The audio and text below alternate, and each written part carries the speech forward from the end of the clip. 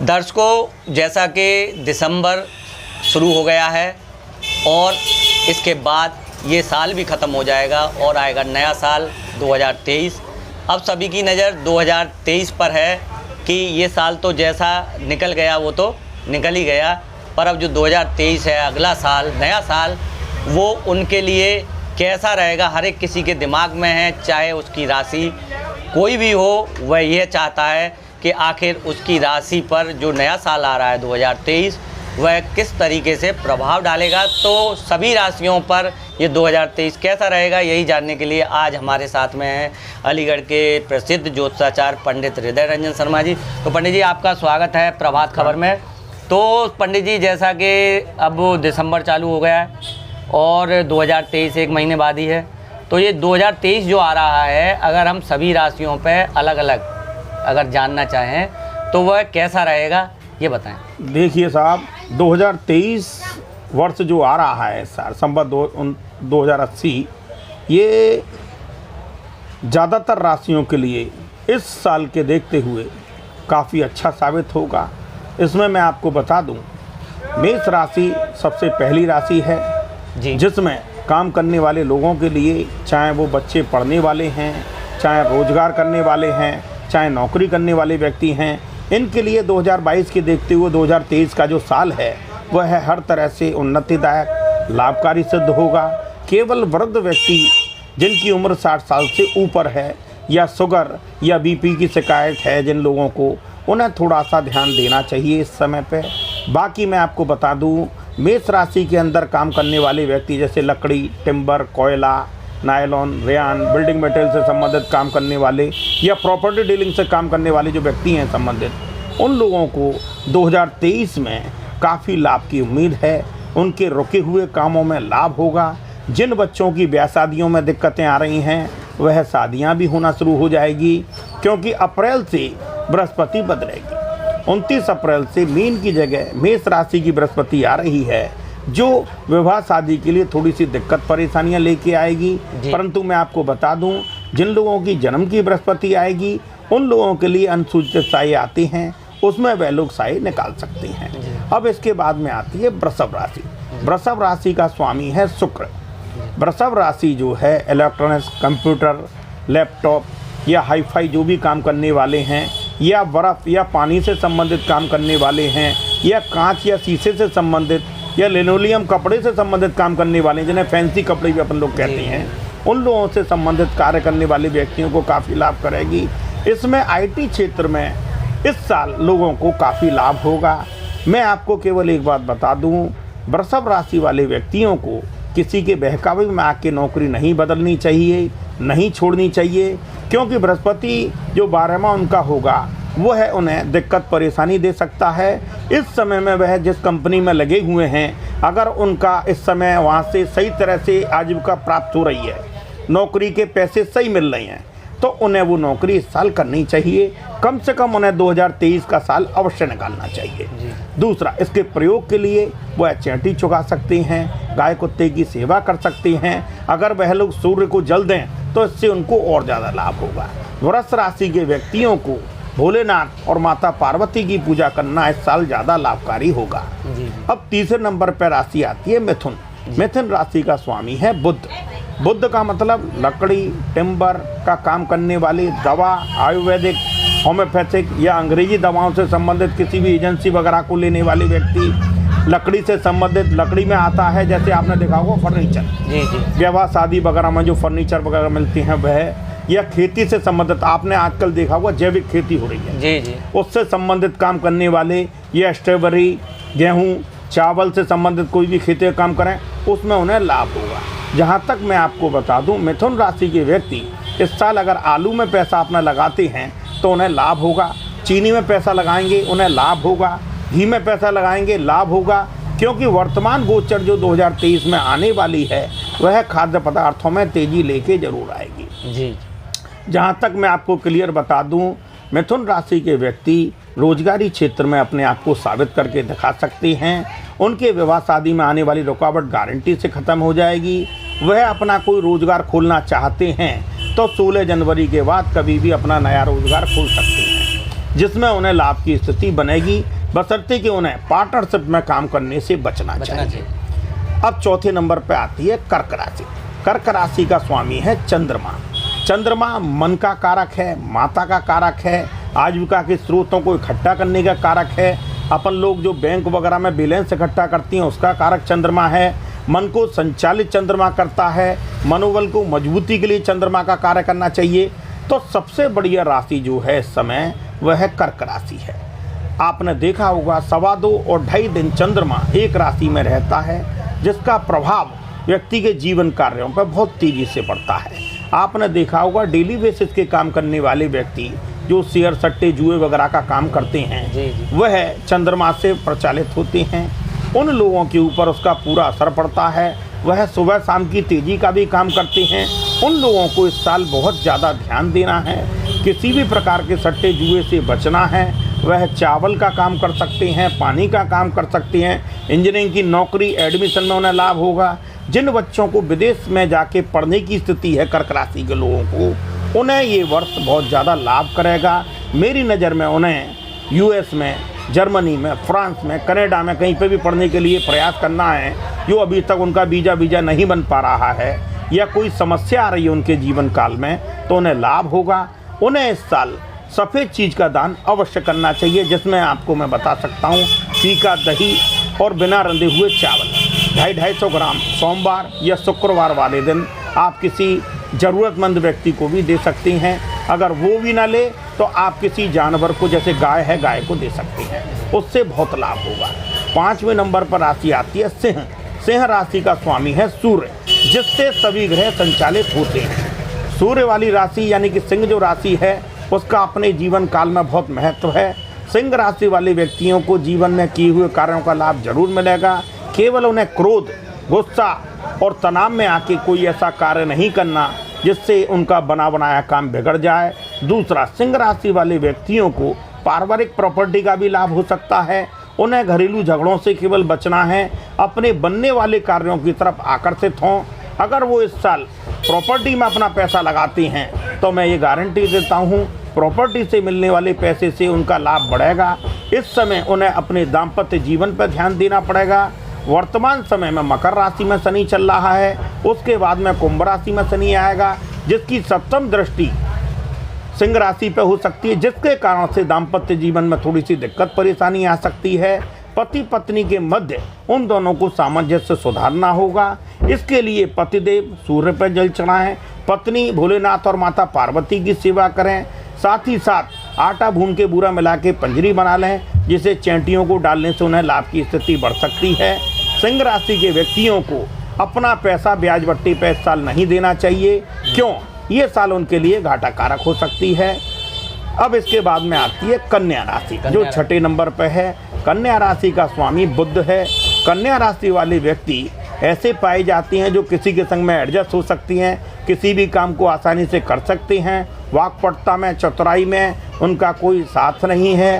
वो किसी भी काम को अपने स्तर से करके दिखा सकते हैं। वर्तमान समय उनके लिए गोल्डन पीरियड साबित होगा।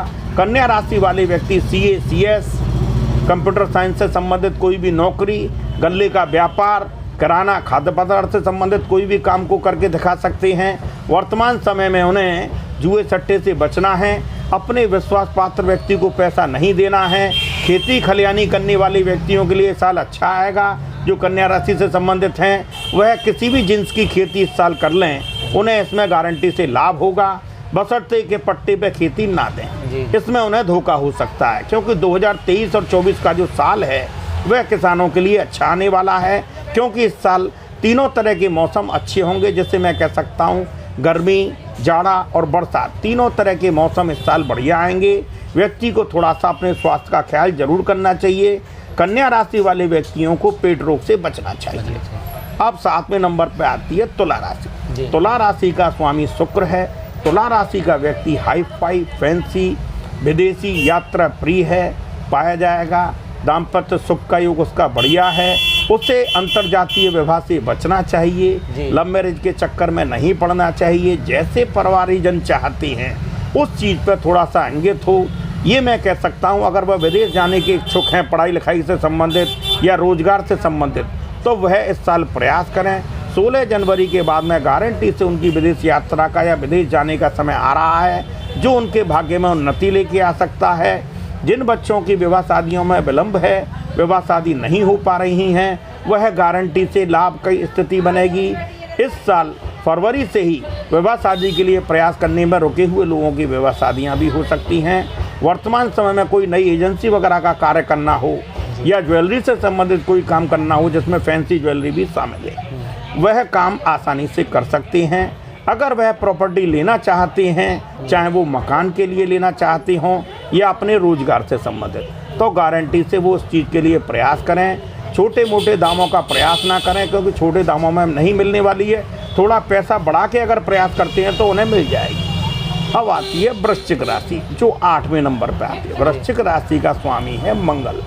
मंगल वाले व्यक्तियों को क्रोध से बचना चाहिए, बीपी और शुगर की शिकायत से उन्हें बचना चाहिए। वाहन दुर्घटना का योग भी उनके जीवन काल में आ सकता है अप्रैल के बाद में। इस समय तो थोड़ा सा वाहन देख के चलाएं। इस समय पिता परिवार के कारोबार पर अगर करने की पिता दबाव डालते हों, तो वृश्चिक राशि वाले व्यक्तियों को अपने पारिवारिक कार्य के प्रति भी थोड़ा सा ध्यान देना चाहिए। क्यों? ऐसा हो सकता है कि उन्हें नौकरी लगने में थोड़ा सा विलम्ब हो। जी क्यों? क्योंकि वृश्चिक राशि वाले व्यक्तियों का गोचर इस साल उनके मनमाफिक नहीं है, उन्हें पूर्ण लाभ नहीं देगा। संतुष्टि में थोड़ी सी दिक्कत परेशानी दे सकता है, दाम्पत्य जीवन में दिक्कत ला सकता है। उन्हें वाणी दोष से बचना चाहिए, उन्हें बातचीत व्यवहार पर थोड़ा सा ध्यान देना चाहिए। विश्वास पात्र लोगों के संग में किए हुए कार्यों में धोखा भी हो सकता है, तो बहुत सोच समझ के किसी भी प्रकार के निर्णय को करें। अगर वह निर्णय लेने में असक्षम हो तो पत्नी के द्वारा थोड़ा सा सहयोग करें या पिता से सहयोग करें, जिस चीज़ में उन्हें लाभ हो सकता है।